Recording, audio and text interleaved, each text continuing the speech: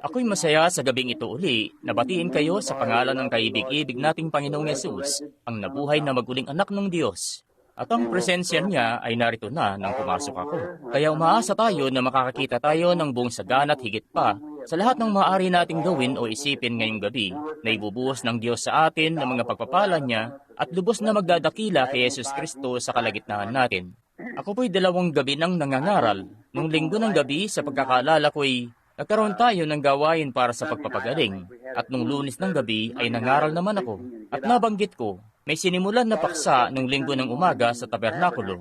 At naisip ko na habang hinihintay natin ang madla na para bang maikomportable nila ang sarili nila ng konti, na hayat ako'y maglalahad lang ng aking nararamdaman. Ako'y isa sa mga araw na ito, kung loobin ng Diyos at tulungan ako, gusto ko pa sanang magdaos ng ilang malakihang gawain na di ka lang basta't dadakot mangangaral o magtuturo sa kasulatan at magtatawag ng pagdulog sa altar at bababa sa altar, mananalangin sa mga tao at gaya nga ng ginagawa namin nung araw ng mga makalumang Baptist. 2 Baptist lang po yata ang narinig kong nagsabi ng Amen. Nasaan pa kaya ang iba sa gabing ito? May nagtanong dati, kapatid na Branham, Baptist po ba kayo? Sabi, oo, sabi ko. Nangangaral ako rito sa Arkansas ng isang beses. May isang lalaki, matandang lalaki na gumaling. Siya nga'y, may ano sila, isa siyang Nazaren. Ipinasan niya ang mga saklay niya sa likod niya nung sumunod na araw, lumakad-lakad sa palibot ng syudad na may karatulang nakasabit doon. Pinalaya ako ng Diyos mula rito kagabi. At siya nga'y gano'n na lamang kabaldado. Sa Little Rock po ito. At gano'n na ang kalagayan niya ng maraming taon. At kilala siya ng lahat. Dahil madalas siyang naglilibot noon. At inilalapag pa nga niya ang sombrero niya sa lapag. At nagbebenta ng mga lapis na nakalagay doon sa sombrero niyon. At kilala nga siya ng lahat. Kaya yun ang nagpasimula noon. Na maraming dakilang bagay ang napangyari sa siyudad na yon. At mga 2 gabi pagkatapos noon, ako'y nangangaral. At tumayo siya. Sabi niya, sandali lang po kapatid na Branham, makakabala po ba ako sa inyo kung may itatanong lang ako na isang bagay? Sabi ko, hindi naman. Sabi niya, bueno, sabi niya, nung narinig kitang mangaral, ang pagkakalam ko'y nasa rin ka. Sabi niya, tapos nakikita ko ang mga Pentecostal na narito at may nakapagsabi sa akin na Pentecostal ka raw. Sabi niya, pero hetong narinig kitang sinasabi mo kanina na isa ka na naman palang Baptist. Sabi niya, hindi ko maintindihan. Sabi ko, bueno, ganitong kasimple lang yan. Isa akong Pentecostal Nazarene Baptist. Tama. Tayo lang naman ay sa paniniwala. Oo, mga kaibigan, di po ako kaanib sa anumang iglesyang denominasyon. At sa kabila niyan, ay ako'y kabilang sa bawat isa sa kanila. Nung magpasimula po ako rito, ang sabi ko, si Kristo ang aking ulo, ang Biblia ang aking aklat, at ang mundo ang aking simbahan. Kaya naman, yan ang sinisikap ko na mapanatili hanggang sa ako'y mamatay. Ngayon, sa loob ng isang gabi o 2, sisikapin natin na magpasimula ng gawain ng pagpapagaling uli. Kapag dumako na tayo, mangyaring nakikita natin itong mga latag at mga stretcher na nakalapag dito sa paligid. May bagay po ako na nais kong makita. Ako'y may marubdob na pag-aasam para sa isang bagay na mangyari rito sa Louisville, Kentucky. Dahil ito po ang bayang tinubuan ko. Ako nga hindi pa nagkakaroon ng mainam na masasabi nyo na mainam na pagtitipon dito sa Kentucky. At di ko naman sinasabi yan na parang nagpapatama. Ako'y marami na rin pagtitipon na di kainaman sa maraming lugar. Pero ang tinutukoy ko ay dito mismo sa sarili kong bayan. Napakahirap nga po. Napakahirap na pasagin nito. Di ko alam kung bakit. Pero sa palagay ko, dahil sinabi rin yun ni Jesus, sa sarili mong lupain, at ganun nga ang mangyayari, yun siguro talaga ang pamamaraan nun. Pero hayan nga, dito ulit tayo nakakakita ng marami-ramit bukod tanging mga himala. Nagkaroon ako ng gawain dito mga 1 taon o 2 taon na ang nakalipas dito sa Jeffersonville. Pero mangyaring yung babae ay taga rito sa Kentucky kung saan. Naging yeso na siya halos mula sa mga binti niya pababa o sa balakang niya pababa sa mga binti niya, ang ibig kong sabihin. At di siya nakalakad ng 17 taon. Marami sa inyong naroon nung gabing yun at naalala ang kaso na yon. At siya nga'y nakatayo at lumabas na naglalakad sa tabernakulo na normal na. Ngayon, gustong-gusto ko talaga na magpasimula ng ganun dito sa Louisville na makakakita ako ng makalumang revival na lalaganap sa nakabibighaning malaking syudad na ito rito. Ito nga po ay isang syudad na katulad ng lahat ng iba pang syudad. Kung sa pasamaan lang ay kapantay talaga ng iba pa. Alam niyo na totoo yan. Di ko sinasakta ng Kentucky dahil ako'y taga Kentucky rin naman. Bueno, pero yan po talaga ang katotohanan. ito'y masama. Tahanan ito ng lahat ng mga whisky at paggawaan ng alak at mga masasamang bagay at lahat na, kagaya ng nangyayari mismo sa palibot ng Louisville, Kentucky rito, kaya ang lugar na ito'y talagang luklugan ni Satanas.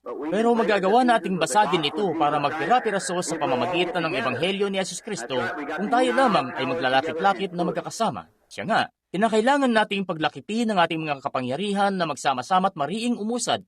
Medyo may katagalan na rin, may isang sikat na ebanghelista sa bansang ito ang sabi, may sinasabi nga siya patungkol sa mga gawain sa daking ito. Sabi niya, bueno, ito nga ang kondisyon. Sabi niya, kapag may pinupuntahan kasi akong siyudad, ang lahat sa buong bansa'y kinakailangang itaguyod ang mga pagtitipon ko o hindi ako pupunta. Ganon po raw. Bueno, isipin nyo, sa palagay ko may nasa 60 o 70 naglalakihang kaiglesiyahan ng Baptist dito sa Louisville. Kita nyo, paano pa ang Methodist? At Methodist na bayan po ito. Nandito nga ang Asbury. Gaanong karami ang makukuhang suporta ng lalaking ito kapag magpupunta siya sa siyudad na ito sa bilang pa lamang ng mga Methodist at mga Baptist, di pa kasama riyan ang Presbyterian at lahat na. Ngayon, ilan po ang mga full gospel na kaiglesiyahan dito sa siyudad? May 2 o 3 maliliit na pagmimisyon dito kung saan. May maliliit na mga simbahan dito at doon, at sila nga'y di magkasundo sa isa't isa. Kaya kung mapupunta ka, kinakailangan mong tumayo sa kapangyarihan ng iyong pagmiministeryo. Ganon nga. At maging ang lahat kasi parang politika na masyado ang nagpapakilos. Kaya kinakailangan na sa kapangyarihan ng iyong pagmiministeryo, doon ka huhugot sa kung anuman ang ipadala ng Panginoon. Ganon ko nga ito nais. Kapatid, kung di si Jesus Kristo ang dahilan ng aking pananatili rito, at ang dahilan ng aking pananangan, kung ganoon wala na akong iba na papananganan pa. Tama. Siya, kay Kristo, sa matatag na bato ako nakatayo. Ang lahat ng iba pang tayo ay buhanging gumuguho sa akin. Mas nanaisin ko pang mangaral sa 5 tao na alam kong isinugo ako ng Diyos para mapakinggan nila ang mensahe kaysa sa mangaral sa 10,000 na hinatak lang doon dahil sa pamumulitika. Tama. Mas nanaisin ko pang makakita ng isang makalumang pagbabalik loob na luluhod doon sa may altar at iiyak at tunay na hahagulgol kaysa sa makakita ng 10,000 na tatayo at basta na lang magsasabi, bueno, masubukan ko nga ito? Masubukan ito? Di siya isang Kristo na sigit masubukan lang. Siya yung isa na kinakailangang tanggapin. Sa mabuhay o mamatay, sa malubog o malunod, tanggapin niyo siya mismo ano't anuman. Ganun nga. Kung mananalangin nga ako, makapanalangin sa 10,000 tao sa gabing ito, at sila'y mamamatay lahat sa umaga. Bukas ng gabi, ako pa rin babalik dito para manalangin para sa mga may sakit. Sinasampalatayanan ng salita ng Diyos ay tama. Siya nga, kung ako nga'y mamamatay na, at may 5,000 tao na 100 taon ng patay, at lumagi sa walang hanggan ng matagal-tagal na rin, na sila'y babangon uli at paparito sa lupa at sasabihin, kapatid na Branham, huwag mo itong pagkatiwalaan. Hindi siya tama. Huwag mo itong pagkatiwalaan. Kami nagtiwala sa kanya, pero heto, kami nabigo. Sasabihin ko pa rin, hayaan niyong mamatay ako kay Jesus Kristo. Siya nga, sinasampalatayanan ko ito, at buong puso ko mismo ito. Ang lahat ay nakalagak doon, at akin nga itong sinasampalatayanan ng buong puso ko, at nananangan talaga ako sa kanya. At minamahal ko ang kanyang bayan. Minamahal ko kayo, mga kapwa mamamayan sa kaharian ng Diyos, at ninanais ko talagang tumayo kasama kayo ng balikat sa balikat at dalhin ng pasanin. Ngayon, sa gabing ito, nabanggit ko na kagabi, ako po'y mangungusap ng konti sa gabing ito, loobin ng Panginoon. Ayaw ko pong panatilihin kayo ng matagal, pagurin kayo, dahil tayo may inaasam na, may isa kung anong balat ng lana akong isinagawa sa harap ng Panginoon para sa pagtitipon ito. At umaasa nga ako na ang Diyos ay may gagawin na kung anong bagay na siyang magpapasimula para gumulong ang pagtitipon dito sa siyudad. Kayo po'y sadyang manalangin lamang. Gawin nyo ang bahagi nyo. Pagkatapos, kapag dumating na ang paghatol, lahat tayo ay makatatayo at masasabi natin na nagawa natin ang bahagi natin. Sa 20 kabanata ng Exodo, kaya't simulan natin sa 7 talata, nais ko pong makapag-usap ng konting sandali kung loobin ng Diyos sa isang bueno, sasabihin ko nga na, di gaanong kabukod-tanging paksa, pero isang mainam na paksa. Nung nakaraang linggo sa Sunday School sa Tabernakulo sa Jeffersonville, tayo nga'y nagpasimula sa pagtutubos sa pamamagitan ng dugo. At heto nga ang sinisikap kong gawin. Kung gusto niyong malaman kung bakit ginagawa ko ito rito. Marami sa inyo ang nagsasabi na di niyo pa ako nakikitang nangangaral sa isang malakihang gawain para sa pagpapagaling. Pero may dahilan po yan. Sa tingin ko po kasi, kung makukuha ko lamang ang mga kaluluwa na magpapakababat lumapit sa altar, sa ganun ay makasusumpong ako ng kaluguran sa Diyos para sa Louisville. Ganun nga. Kapag ang mga tao ay magpapakababang lubos sa harap ng Diyos at mananalangin, at mangyaring marami nga sa inyo mga kaibigan ang nananalangin, nag-aayuno, at takot naman na panghawakan ng bagay na ipinapanalangin nyo. Ganun nga, kita nyo? Bueno, walang mabuting may dudulot sa inyo kung ganyan ang pag-aayuno at pananalangin, maliban na lang nalalaki pa nyo ito ng mga gawa. Kahit lahat ng pananampalataya nyo sa buong mundo ay walang may dudulot, maski katiting na mabuti maliban na lang kung hahakbang kayo sa dakong yan palabas at makikipagtuos ng harap-harapan talaga rito at inyo itong kukunin. Ganun nga, kinakailangan nyong sumulong. Dapat lang kayong humakbang palabas sa dakong yun at gawin ito, ano't anuman. Kung may bagay kayong inihingi, magpunta kayo at kunin ito. Sinabi ng Diyos na sa inyo ito, kaya huwag kayong mananangan sa bahala na kung ano na lang ang meron. Kunin nyo mismo yung inihingi nyo. Gawin nyo yon at makikita nyo kung ano ang magiging resulta. Tama, huwag kayong nga atras at sasabihin, bueno, kukunin ko't ayos na sa akin kahit pangalawa na lang. Abay, kunin nyo po ang panguna. Ipinangako sa akin ng Diyos ang panguna at yun ang bagay na asam ko. At sa loob ng 23 taon na ito na pinaglilingkuran ko siya, kanyang ibinibigay sa akin mismo ang panguna. At ako, at basta't nananatili akong nananampalataya sa kanya, at iniibig siya, at kanya akong iniibig, ganoon na ganoon ang may pangyayari, dahil siya ay obligado sa kanyang salita. Anumang bagay na inyong inaasam sa inyong pananalangin, inyo lamang itong sampalatayanan na inyo itong matatanggap, at inyo itong kakamtin. Ganoon mismo ang sinabi niya. Tama po ba yun? Mainam kung ganoon. Sige. Gustong-gusto ko ngang naririnig kayo na nagsasabi ng Amen. Alam mo ba, kapatid na babaeng Hoover, ang ibig sabihin ng Amen ay sinawa. Sa akin, alam nyo, at kung ako ngayon nangungusap, tapos di ako nakakarinig ng Amen, ako ngayon nagtataka. Dito nga di pa katagalan nung ako'y nangangaral sa isang maliit na simbahan, at ako ngay walang masyadong kapinuhan sa pulpito ayon sa palagay ko sa teolohiya ng panahong ito. Kaya sa palagay ko, nagiging medyo magaspang ako. At sa pagkakaalala ko, nagpatalon-talon pa ako sa entablado ng pulpito ng paganoon at sinunggaban ko ng gusto yung mikropono sa kamay ko at naupo roon. At yung mga paa ko'y umuugoy-ugoy, talagang puspusan ako sa pangangaral sa abot ng makakaya ko. Tapos nung bumalik ako sa sarili ko, di ko alam ang ginagawa ko. Pagkatapos ng ilang minuto lang, nawala uli ako at natagpuan ko ang sarili ko na nasa gitna mismo ng daanan ng mga tagapakinig. Inililis ko pataas ang binti ng pantalon ko. Di ko alam kung bakit, pero ako nga'y talagang may pagnanais ako na manatili roon ng kaunting sandali. Isa nga yung bagay na gusto kong sabihin. Isang dako yun na may kasiguraduhan ako na nagtatamasa talaga ako ng kagalakan sa sarili ko. Nanatili ang pakiramdam na yun sa akin kahit ilang araw na ang lumipas. May isang lalaking lumapit sa akin at sabi niya, sabihin mo nga, ang sabi niya, papaano ka nakakapangaral? Samantalang lahat silang mga tao roon ay sumisigaw ng Amen. Sabi ko, yun ang nagbubunsod sa akin na mangaral. Oo, may matandang aso po ako dati. Nangangaso po kasi ako ng rakon. Sa palagay ko, marami akong kaibigan na mga taga-Kentucky rito na gustong-gusto rin mangaso ng rakon. Kaya mangyaring, at hayan nga ang aso ko na talagang hinahabol niya ang kahit ano hanggang sa magsiakyat ang mga yon sa puno at talagang sinusukol niya ito maliban sa skunk at yun lang ang di niya pinapakialaman. Ngayon, hahabulin nga niya yun hanggang sa sumut yun sa ilalim ng palumpong. At ang tanging bagay na gagawin ko, dahil ayaw kong sumut doon para tubisin yun, sigurado po ako.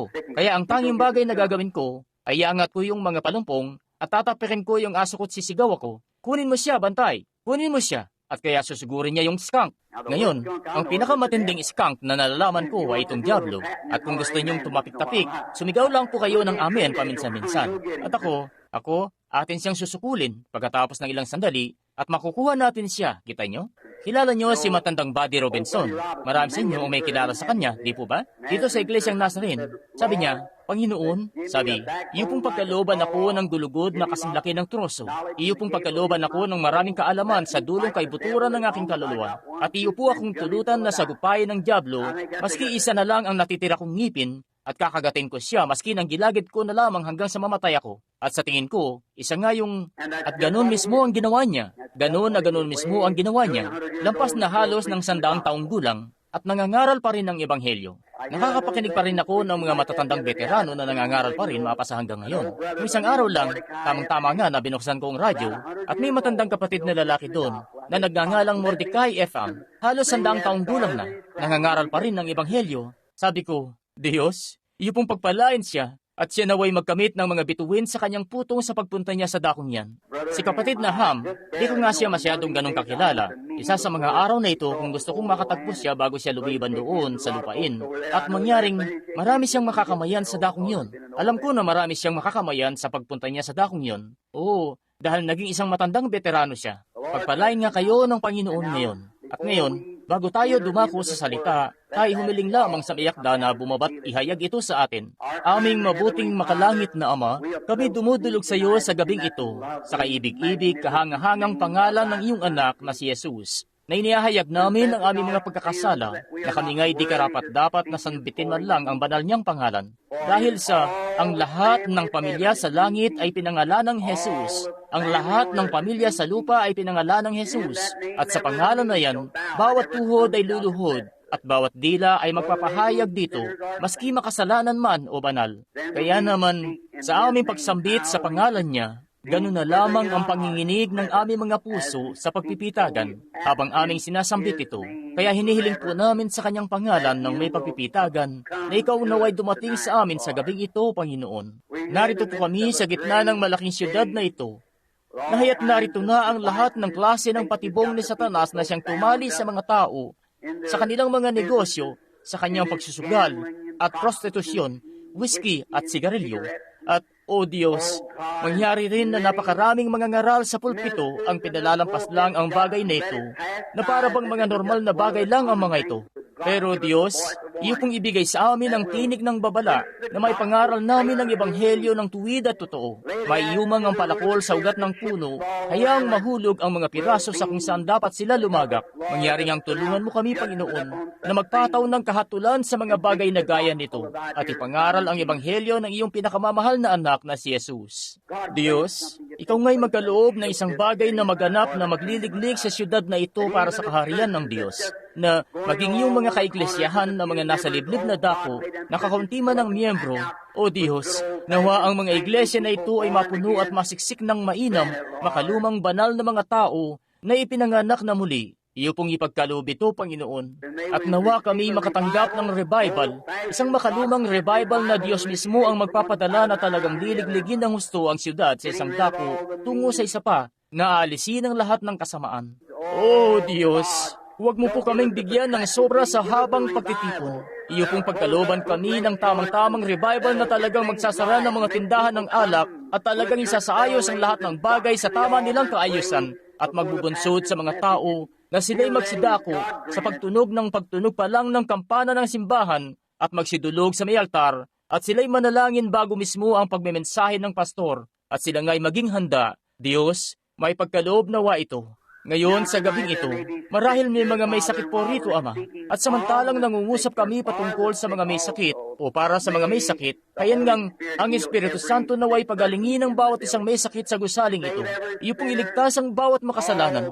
Tawagin pabalik sa tahanan ang bawat tumalikod sa pananampalataya mula sa kanyang pinagkalihisan. At ngayon nawa ang Espiritu Santo ang siyang gumabay sa akin sa paksang ito ngayong gabi at naway kanyang kunin ang mga bagay ng Diyos at sadyang gamitin lang ang kanyang lingkod dito bilang instrumento at nawa mauwi sa Diyos ang lahat ng kalwalhatian sapagkat inihiling po namin ito sa kanyang pangalan. Amen. Sa ikapitong talata ng ika-20 kabanata ng mga bilang, atin pong mababasa ito. At sinalita ng Panginoon kay Moises na sinasabi, hawakan mo ang tungkod at pisanin mo ang kapisanan, pisanin mo at ni Aaron na iyong kapatid. Magsalita ka sa bato sa harap ng kanilang mga mata at ibibigay niyo ang kanyang tubig. Gusto ko pong pagtuunan niyo ng pansin itong kanyang tubig. It shall bring forth his water. And Ibibigay niyaon ng kanyang tubig at ikukuha mo sila ng tubig sa bato. At sa ganito, paiinumin mo ang kapisanan at ang kanilang mga hayop. At kinuha ni Moises ang tungkod sa harap ng Panginoon na gaya ng iniutos sa kanya. At pinisan ni Moises at ni Aaron ang kapulungan sa harap ng bato. At kanyang sinabi sa kanila, makinig, kayo na mga mapanghimagsik, ikukuha ba namin kayo ng tubig sa bato? At itinaas ni Moises ang kanyang kamay, at pinalong makalawa ang bato ng kanyang tungkod. At ang mga tubig ay lumabas na sagana, at ang kapisanan ay uminom, at ang kanilang mga hayop. Naway kunin ng Panginoon ang kaunting mga salitang ito ngayon, habang binabalikan natin ang ating paksa ng isang gabi at idudugtong dito, loobin ng Diyos. At ngayon, nais ko na ang lahat ng may sakit sa dako rito ngayong gabi. Ngayon, hindi po namigay ng mga prayer card si Billy ngayon dahil sinabi ko sa kanya na huwag mamigay. Sabi ko, sigit pumunta ka roon, Billy, at sabihin kay kapatid na Cobol At hayaan lang na ako nga'y may sinisikap na bagay para sa kaluwalhatian ng Diyos. Sadyang ang hinihiling sa Diyos na tulungan tayo, na pagkalooban tayo ng mga kaluluwa para sa kaharian, at mga mananampalataya na paigtingin pa ang pananampalataya nila ng lubos at susulong, kahit na walang anong bagay. Sadyang ang susulong at magsasabi, Diyos, sinasampalatayanan po kita sa salita. Ganon nga, yan ang pangunahin at unang-una at pinakamainam na paraan. Siya nga, panghawakan ng Diyos sa kanyang salita. Mangyaring, kung di nyo magawa yan, hayan nga, na tunay, magpapadala ang Diyos ng ibang bagay, katulad ng mga kaloob at mga tanda, para patutuhanan ng kanyang salita. Patutuhanan ito sa bawat mananampalataya.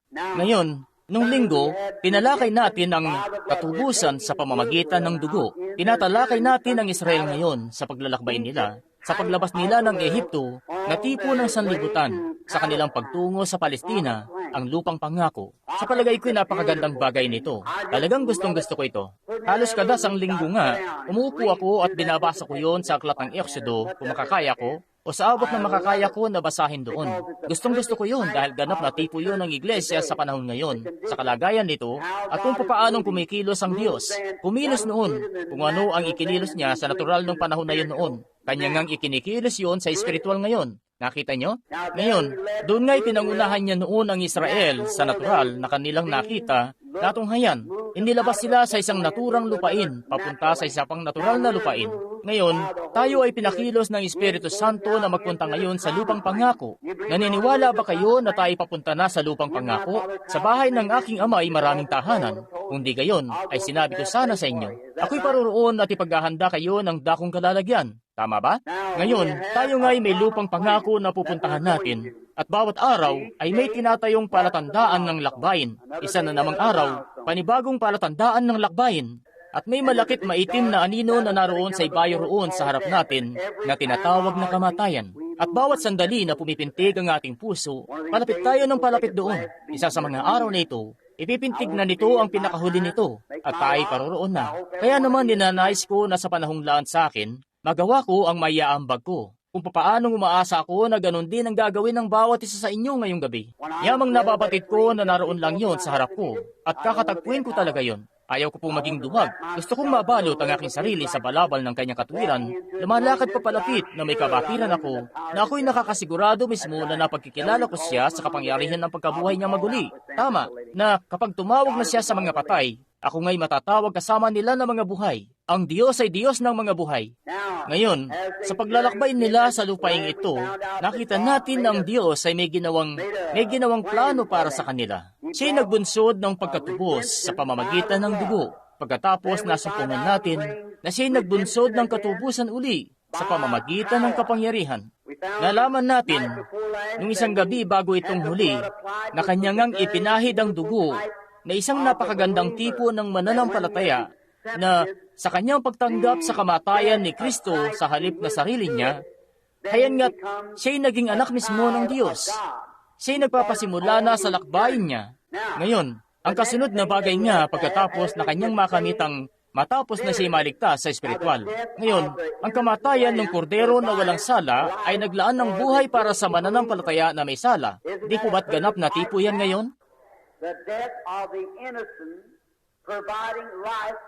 Ang kamatayan ng walang sala, naglalaan ng buhay para sa may sala. At ang kamatayan ni Kristo na walang sala, ay naglaan ng buhay para sa atin na mga may sala.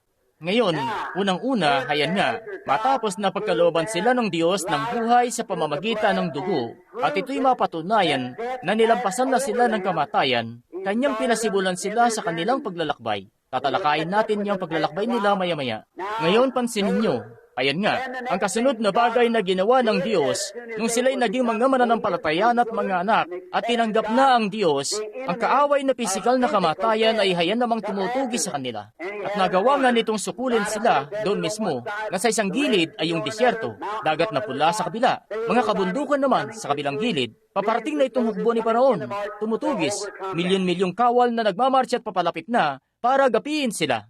Ngayon, ang Diyos nga'y naghayag sa kanila na kanya na silang binigyan ng buhay sa pamamagitan ng kamatayan ng kordero.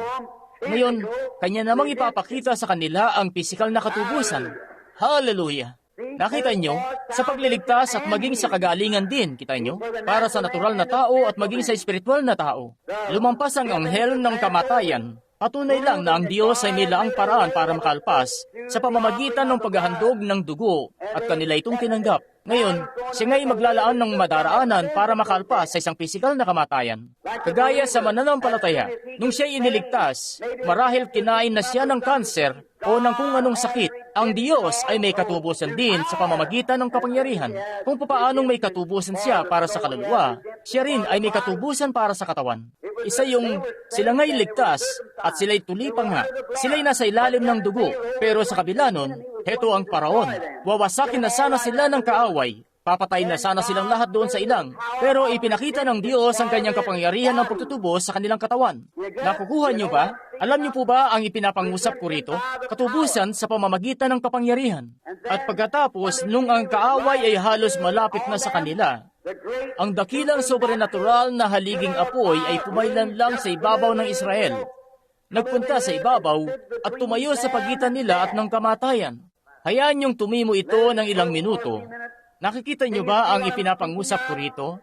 Ngayon, sa bawat mananampalataya na ipinanganak muli na anak ng Diyos, kapag dumarating ang kamatayan ng panakaw sa may pinto nang wala pa sa oras, ang anghel ng Diyos ay tumatayo sa pagitan niyo at ng karamdaman. Ngayon, kung gusto niyong sumalubong doon, nasa sa inyo na yan. Pero di nyo kailangang gawin yun, kita nyo?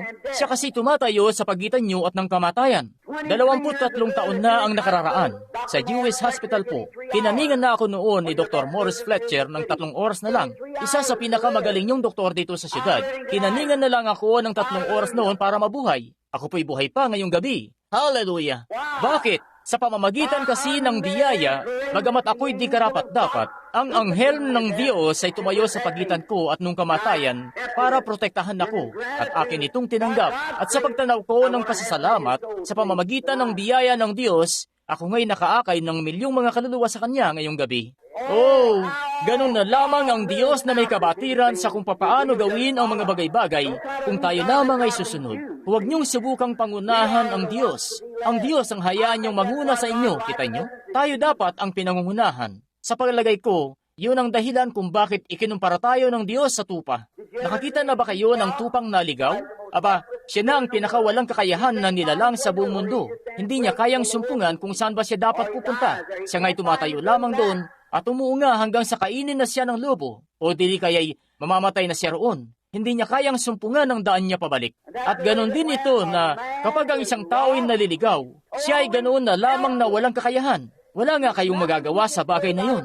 Ang Diyos sa pamamagitan ng biyaya ay kinakailangan ngang pangunahan kayo patungo kay Kristo. Sinabi ni Jesus, walang taong makalalapit sa akin maliban na siya papalapitin ng Ama at lahat ng kanyang dalhin at lalapit pagkakaluban ko siya ng walang hanggang buhay. Grabing pangako. Oh, kung magagawa ko lang sana na ang bawat isa rito na tumimo talaga ito ng gusto hanggang sa ilalim ng 5 tadyang sa kaliwang bahagi na tumimo talaga ito sa mismong kaibuturan ng puso. Makikita nyo nga ang mga tao na tatayo, napasan-pasan ang lahat na ng uri ng karamdaman, kaya't sila'y magsisilakad palabas ng gusali rito na nagbubunyi ng husto sa kagalakan, tinatanggihan ng karamdamang ito. Ang mga pilay ay magsisilakad na ng normal sa abot ng makakaya nila. Tatanggi nga sila sa ano pamang bagay na iba rito, kita nyo? Natatakot kayo. Natatakot kayo na gumawa ng pasimulang hakbang. Hinihintay nyo ang Diyos na bumabat, hilain kayo palabas. Hindi ganoon ang pamamaraan ng Diyos ng paggawa rito. Dapat ka ngang humakbang mismo. Ibinigay na niya ang pangako at ang sabi, hali kayo. Mangyaring sumunod kayo. Ngayon pansinin niyo ang mga anak ni Israel. Siya nga, ang Diyos ay dumating at tumayo sa pagitan nila at ng panganib, kapangyarihan ng pagtutubos. Pagtutubos sa pamamagitan ng kapangyarihan pala. Pagtutubos sa pamamagitan ng dugo. Pagtutubos sa pamamagitan ng kapangyarihan. Kagabi huminto tayo sa kanila na nagsisiaw na roon sa kabilang pampang, sa kabilang ibayo ng dagat na pula. Lahat ng kaaway, yung gulong ng mga karwahin nila ay nagkaalasan. Nahintakutan ng mga kabayo ng kaaway doon mismo sa gitna ng tubig at nagsisiparoon sila sa kung saan-saang direksyon. Nagpupunta sa direksyong ito at yung mga gulong na sobrang napuputikan ay nagsikalas at yung mga kalalakihan ay di nila malaman kung saan sila tatakbo. Ito ngang mga kaaway at ang Israel ay umaahon noon sa pampang para makita ang Diyos na iniuunat ang kanyang kamay at nililipol ang lahat ng kaaway. Isang napakagandang tipo ng mananampalataya sa ilalim ng dugo. Pinagaling mismo ng tagapamagitan. Kinaawaan ng kanyang buhay ng kapangyarihan ng Diyos, pinahaba pa ito. Magagawang asanan ng mga kaaway na ang bawat isa doon ay mapatay mismo. Magagawa sanang puksain sila ng kaaway ng walang kalaban-laban sa ilang na yun kung ang Diyos ay di tumayo sa pagitan nila. Ako nga'y patay na sana, matagal na panahon na ang nakararaan, kung ang Diyos ay di tumayo sa pagitan ko at ng kamatayan. Bawat mananampalataya rito ay patay na sana, matagal ng panahon ang nakararaan, kung ang Diyos ay di tumayo sa gitna nyo at ng kamatayan, bawat isa sa inyo. Kaya naman ang Diyos sa kataas-taasan niyang biyaya at awa ay tumayo sa pagitan ng mananampalataya at ng kamatayan. Hallelujah! Eto nga ito. Mangyaring ang ano nang kasunod para sa mananampalataya? Ang kasunod na bagay ay ang bautismo ng Espiritu Santo. Pinangunahan ni Moises ang mga anak ni Israel sa dagat na pula. Nabautismuhan sa dagat na pula. Ang dagat, ang tubig, sumisimbolo sa Espiritu. Nung paluin niya ang bato, lumabas dito ang tubig, at ito nga'y tipo ni Kristo sa Juan 3:16. Gayon na lamang ang pagsinta ng Diyos sa sanlibutan, na ibinigay niya ang kanyang bugtong na anak, na ang sino man na sa kanya'y sumasampalataya ay hindi mapahamak, kundi magkaroon ng buhay na walang hanggan. Pansinin, isang bayang naghihingalo sa uhaw sa ilang, iniligtas ng hinampas na bato, at isang bayang naghihingalo ay naligtas ngayon. Naghihingalo sa kasalanan, naghihingalo sa kasamaan. Dahil ang hinampas na anak ng Diyos ay humalili sa lugar nila. Ang tubig, ang Espiritu na umaagos. Masdan, gusto kong makita niyo ito ngayon. Yung kanilang pagsulong doon sa dagat na pula ay tipo ng pagtanggap sa Espiritu Santo. Matapos na matubos ang mananampalataya mula sa kamatayan patungo sa buhay, ang kapangyarihan ng Diyos ay pinagaling ang kanyang katawan. Ngayon, kandidato na siya sa bautismo ng Espiritu Santo.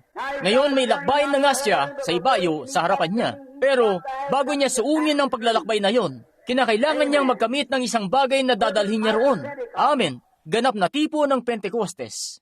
Pansinin, nung nagsiahon na sila roon sa may pampang, bawat mananampalataya, kapag kayo'y lumapit na't naligtas, tinanggap na ang dugo ni Jesus. May punto pa rin na kayo'y kumakapit pa rin sa ganito at kumakapit pa rin sa ganoon. At di nyo mabitaw-bitawan ito at di nyo mabitaw-bitawan yun. Darating nga sa punto na may ginagawang mabubuting bagay sa iyo ang Diyos, pero di nyo mabitaw-bitawan ang sigarilyo nyo. Nakikipag-inuman pa rin kayo bilang pakikisama sa mga kasamahan nyo paminsan-minsan. Pero ang kinakailangan nyo ngang gawin ay tumawid sa dagat na pula. Noong sila'y umahon na roon sa kabilang ibayo, eto nga ito, gusto kong ngang makita nyo ito. Sa pag-ahon nila roon sa kabilang ibayo, umahon sa pampang at tumanaw sa likod at nakita yung mga dating tagamando nila na sinasaktan sila at pumatay pa nga ng ilan sa kanila noon.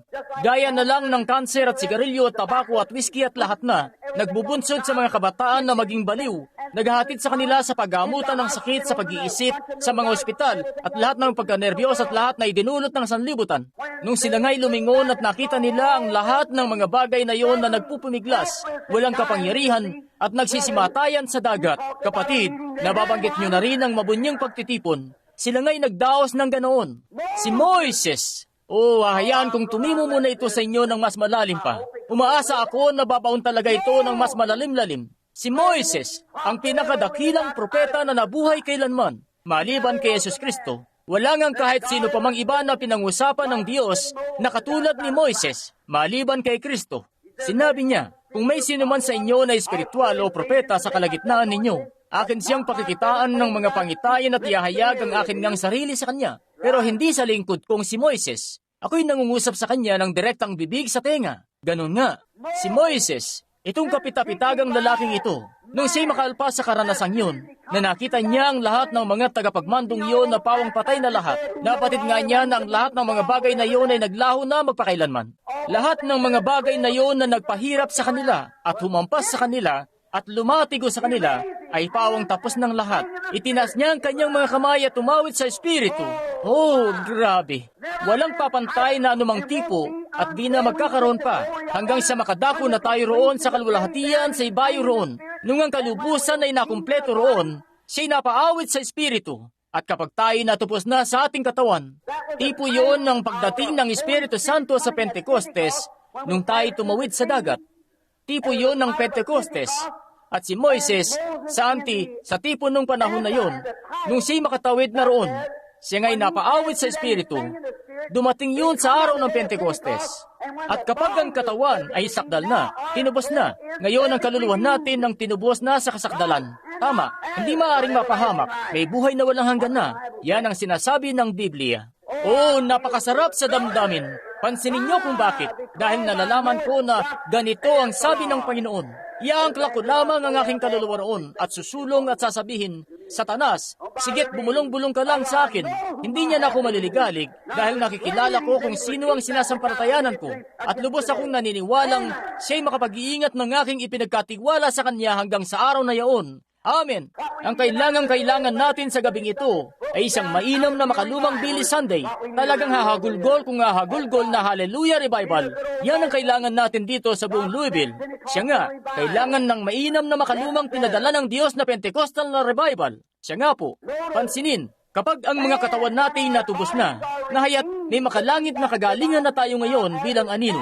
Kung paano anino yun noon ng Pentecostes, tingnan nyo ang mga ginawa nila roon sa panahon na yon ng anino ng kaligtasan. Tingnan nyo kung paanong nagsilakad sila sa harapan ng Diyos, nagsipatay ng talim at ng apoy at mga katanan sa talim ng tabak. Lahat ng mga bagay na ito'y ginawa nila. Nakalabas sa nagliliyab na hurno, nakatakas mula sa kulungan ng leon at lahat na sa pamamagitan ng anino. Hallelujah! Sa pamamagitan ng anino ng Pentecostes. Ngayon, nagkamit na tayo ng ganap na katubusan sa pamamagitan ng dugo ni Kristo. Hindi nga sila maaaring magkamit ng ganap na katubusan noon dahil napapasailalim yun noon sa dugo ng mga bakat kambing at di nun maaalis ang kasalanan. Tinatakpan lang noon ang kasalanan. Pero nung mabubuo ang dugo ni Jesus, ang pinakabanal na dugo, ang mga kasalanan ay di lang natatakpan. Ang mga ito inihiwalay na't ibinaksi na talaga. At ang mananampalataya ay paparoon na sa presensya ng kanyang manlilikha. Hallelujah! Kung nagawa nila yun noon na isang anino noon, na si Moises ay napaawit sa Espiritu, kaya't dito sa Apokalipsis, sila na nagkamit ng ganap na katubusan sa katawan, ay tumayo sa tabi ng dagat na bubog at nagsiyawit ng awit ni Moises uli doon sa aklat ng Apokalipsis.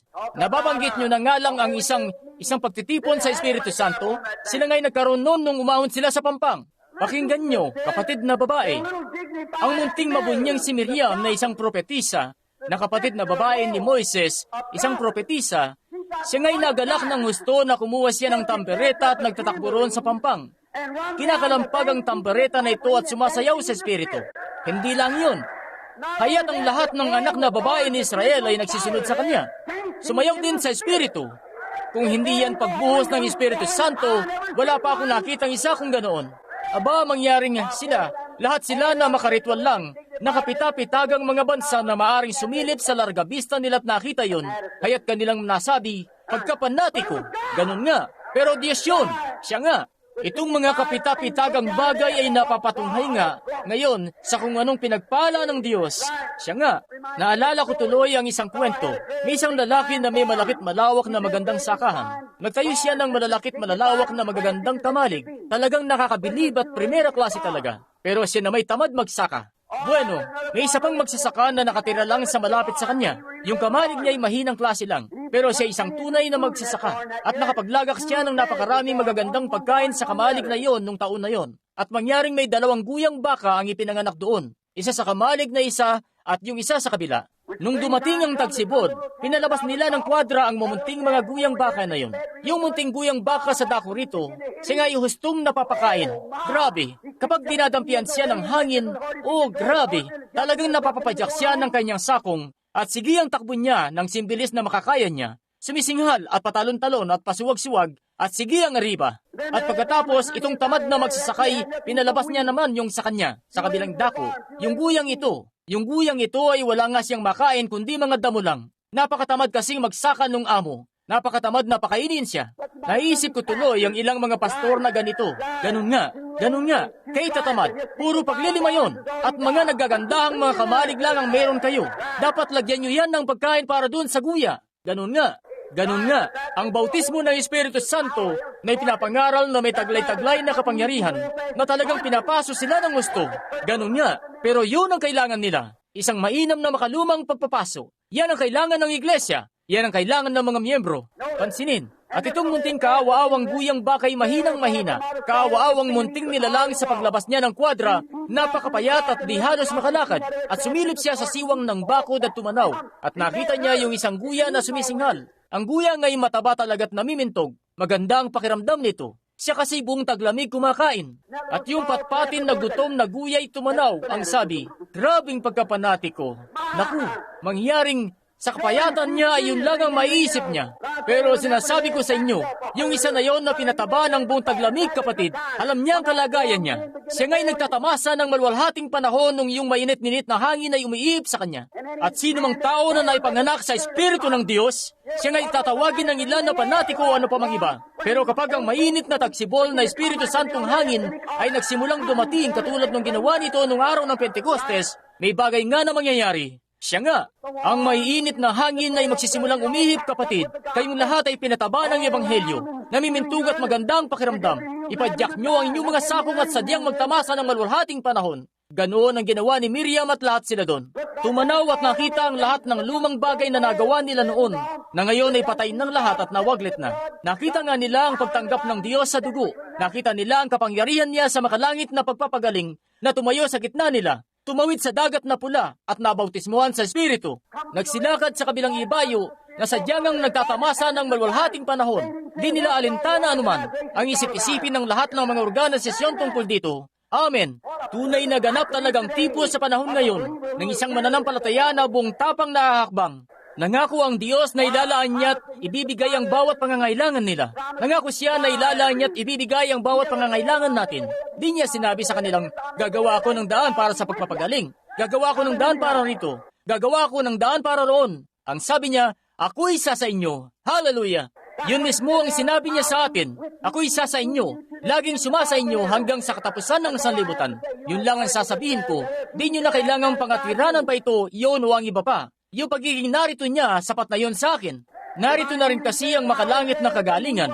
Narito na ang kapangyarihan. Lahat ng bagay kung ano siya noon, ay siya pa rin hanggang ngayon. Si Jesus Kristo ay siya pa rin kahapon, ngayon at magpakailanman. Kaya kapitan mo man ang teolohiya mong yan, haya't malulunod kang kasama niyan. Kapatid, ako'y nananampalataya na si Jesus Kristo ay siya pa rin kahapon, ngayon at magpakailanman. Ang sabi, ako'y isa sa inyo, laging sumasa inyo, hanggang sa katapusan ng sanlibutan. Oo, at doon nga'y umahon sila, at siya'y sumasa kanila.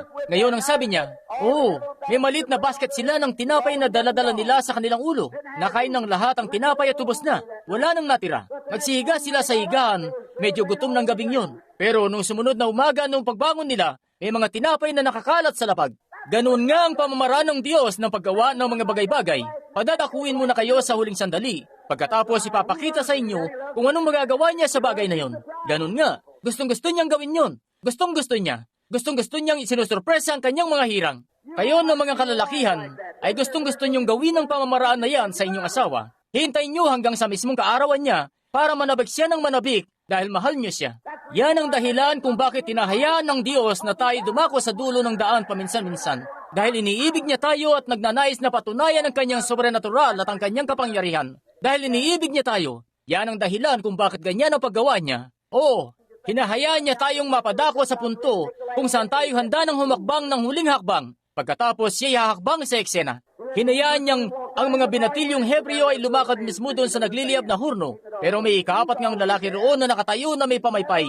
Itinataboy ang apoy na mapunta sa kanila. Kita niyo? Siya'y laging naroon. Di siya nang iwan kahit kailan. Lagi siyang nasa malapit. Ang anghel ng Panginoon ay umahantong sa buong palibot ng mga nangatatakot sa kanya. Doon nga nung gabing yon, nung sumunod na umaga ay pinulot nila ang mga tinapay na yon. Nakikinita ko nga ang mga Israelita na yon nakakalpas pa lang ng dagat na pula. Kakatubos pa lang noon ng dugo. Sumaksi sa kapangyarihan ng Diyos na nagpapagaling o mapaghimalang kapangyarihan ng Diyos na tumayo sa pagitan at sa pagitan ng Israel at ng Ehipto at naglunod sa mga kaaway sa likuran nun. Katulad na lang nitong dating kanser na magpakailanman ng nawaglit, pagkabulag ay nawaglit, pagkabingi nawaglit, diabetes ay nawaglit, ang lahat ay tapos nang nilunod doon sa dugo ni Jesus Kristo. Ano ngang mararamdaman nyo? Grabe! Lalakad sa kalsada at may kung sinong matandang kritiko ang magsasabi, ngayon sandali nga, sigurado ka ba yan? Huwag mo akong kausapin. Amen! Oh, grabe! Nakikinita ko nga sila roon, talagang husto sa pagpupulot at kumakain at nagtatamasa ng malwalhating panahon, katulad sa isang makalumang pagtitipon sa Espiritu Santo. Dito nga'y darating ang Espiritu ng Diyos na kumikilos sa isang munting banal, magtataas ng kamay, tatago sa puso kagaya noon at magpapasigaw, purihin ng Panginoon, para bang makalumang pagtitipon gaya noon. Siya nga po, sila nga'y nagsisisalo nito mula sa isang panig patungo sa isa pa, talagang nagtatamasa ng malwalhating panahon. Ngayon, ang tinapay na yon ay di tumigil. Naroon yon sa haba ng kanilang paglalakbay, kasakasama nila. Tama, at isang ganap na tipo yon ng Pentecostes na narito sa atin. Yun ay sa natural. Ang tinapay na yon ay di kailanman natigil. Nanatili yon na siya pa ring tinapay na yon hanggang sa makapasok na sila sa lupang pangako. Tama po ba? Kayo na mga nagbabasa ng Biblia, alam nyo yan. At pagkatapos, nung tayo, ang iglesia ay pinasinayaan sa araw ng Pentecostes, nung ang mga mananampalataya ay naroon noon sa itaas doon. At may dumating na isang ugong na gaya ng isang humahagibis na malakas na hangin, pinuno ang buong bahay na kanilang kinaupuan. Ang siyaring Espiritu Santo na bumuhos noon ay bumubuhos mapasa hanggang ngayon. Bubuhos at bubuhos ito mula sa panahong yun hanggang sa katapusan ng panahon. Patuloy itong bubuhos. Ito ang tinapay natin. Sila noon ay pinakain ng natural na tinapay. Tayo naman ay pinakakain ng espiritual na tinapay. Sinabi ni Jesus, "Ako ang tinapay ng buhay na nagbuhat mula sa Diyos, galing sa langit." Ang sabi nila, ang aming mga magulang ay nagsikain ng mana sa ilang sa loob ng 40 taon. Sabi niya, sila'y bawat isa'y namatay. Siya nga po. Pero ang kumakain ng aking laman at umiinom ng aking dugo ay may buhay na walang hanggan. At siya aking ibabangon sa huling mga araw. Ako ang tinapay ng buhay na nagbuhat mula sa Diyos galing sa langit. Ang kumain ng tinapay na ito ay di na kailan mamamatay. Ayan nga, sila nga'y nagtamo ng natural noon. Tayo nagtamo ngayon ng espiritual. O hindi ko yan ipagpapalit sa anumang ibang bagay. Kahanga-hanga. O sasabihin nyo, kapatid na Branham, alam naming lahat na isa kang panatiko. Bueno, ako man ay alam ko rin. Ako isang baliw kay Kristo. Sa kanino naman kayo baliw? Marahil sa diablo kayo baliw. Bueno, kaya mas pipiliin ko pang maging baliw kay Kristo. Kayo rin, hindi ba? Bueno, pansinin. Heto ang isa pang bagay na patungkol sa mana na yon. Nung kanila yung tinikman, ang sabi nila, lasang pulot yun. Oo, matabis nga. Nakikinita ko nga sila ng mga banal nung panahon na yon na natatakam talaga sa kanilang labi at kinakain yung lahat. Napakainam nun. Ito ba'y natikman nyo na? Ito'y mainam din. Sabi, inyong tikman at tingnan, mainam ang Panginoon. Ang lasa nito'y pulot sa bato. Palagi kong nababanggit ang katagang ito, maraming beses na nung si David ng sinaunang panahon, na kanyang sabihin yon sa kanyang awit, ang sabi, ang lasa nito'y pulot sa bato. Si David, sa pagiging pastol niya, may sukbit-sukbit siya laging lalagyan na daladala nila sa kanilang tagiliran at lagi silang may dalang pulot doon. Ang mga matatandang pastol ay yun pa rin ang ginagawa. Siya nga, sa Palestina. At kapag ang kanilang tupa na may sakit ay lumalala ang kalagayan, mangyaring malalaman nyo na lang, dudukot siya doon at kukuha ng konting pulot at kukunin niya yun at ipapahid sa bato, sa isang batong apog, at gustong-gusto ng tupa ang pulot, kanya ngang didila ng pulot sa bato. At may kung anong bagay sa batong apog na nagpapagaling sa tupang yun na may sakit. At sinasabi ko nga sa inyo, may buong lalagyan tayo na punong-puno ng pulot dito sa gabing ito, at ilalagay natin yun sa bato, si Kristo Jesus. At kapag dinilaan nyo ng tupang may sakit, kayo siguradong gagaling. Tama, basta't dilaan lang. At pag dila sa pulot na ito, aba, makakakuha ka rin ng ilang bahagi doon sa batong apog. Ganoong kasigurado sa anumang bagay. Ngayon, di natin yun ilalagay sa iglesia. Ilalagay natin yun kay Kristo kung saan ngayon nabibilang. Tama, dahil binibilang kay Kristo ang kagalingan. Amen. Gaya ng iba pang pagpapalang katubusan. Pansinin, at isa pang bagay, nung nagsisimulang bumaba ang mga mana, si Aaron ay inatasan na lumabas at kumuha ng ilang omer na puno nun. Ngayon, kung susubukan nilang magtago ng ilan nun para sa pangalawang araw, mapapanis yun. At yan nga ang laging nangyayari sa mga tao sa Espiritu Santo ngayong gabi. Iniisip-isip nyo na, bueno, 20 taon ang nakararaan, nagkamit tayo ng napakagandang mensahe, nagtamasa tayo ng malwalhating panahon. Ano naman ang kamit-kamit nyo sa gabing ito? Yun ang problema. Sila, gabi-gabi ito bumababa. Hindi ito pumalyang bumaba ni minsan. Sa araw lamang ng Sabat, siya nga. At ngayon, ipinapadala ito ng Diyos ng panibago. Gabi-gabi, sa araw-araw, sa oras-oras, ito'y dumarating. Pansinin, itong mga omer na puno ng mana ay tinatago. Sabi niya, ngayon tingnan nyo, kapag kayo'y makadako na sa lupaing yon, at ang inyong mga anak ay magtatanong tungkol dito. Sabi, bawat saserdote mula ngayon na tutungtong sa pagkasaserdote, matapos na mabigyan siya ng pahintulot na makadako roon sa dakong banal at iba pa, at may talaga na isang saserdote, mangyaring may karapatan na siya na pumasok at kumuha ng sangsubo ng orihinal na mana na bumaba roon sa pasimula. Yung pinakaunang bumaba noon, kanilang pinulot yon at isinilid sa isang omer at itinago yon at inilalaan lang yon sa pagkasaserdote. Ngayon sasabihin nyo, kapatid na Branham, ano ang tinitipon niyan ngayon?